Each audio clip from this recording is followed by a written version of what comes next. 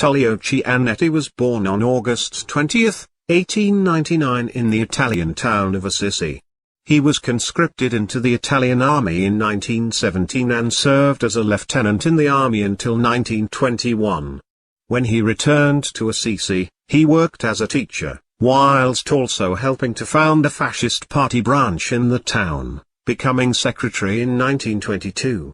He was moved to the city of Terni in central Italy to organize their fascist syndicate before being promoted to captain and appointed regional secretary for the syndicates in Umbria in 1924.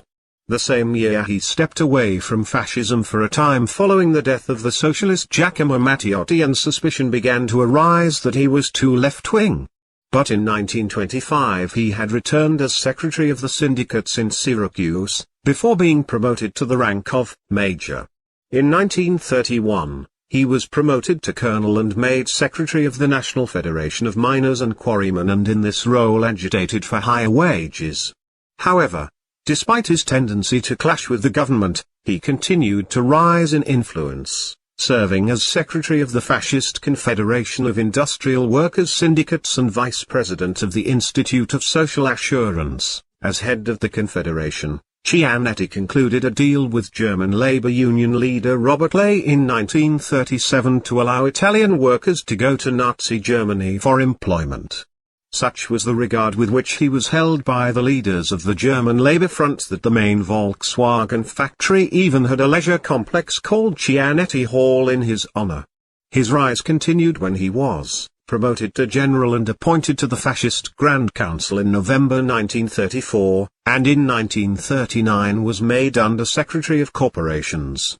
He reached his peak in April 1943 when he was promoted to Marshal and became Minister of Corporations. However, his dissident tendencies were his undoing, as Cianetti voted in favor of Dino Grandi's motion to remove Prime Minister Benito Mussolini, after Grandi had told him that he was arranging for the king to share the burden of government with Mussolini. Cianetti immediately wrote to Mussolini apologize. Cianetti was one of the fascists tried along with Mussolini's son-in-law Galeazzo Ciano in the Verona trial in January 1944. Of all the defendants, Cianetti was the only one spared execution, sentenced instead to 30 years in prison. The letter of apology he had written to Mussolini had apparently saved him from the death penalty. After World War II ended, he went into exile in Mozambique. He died in the capital Maputo on April 8, 1976, aged 76.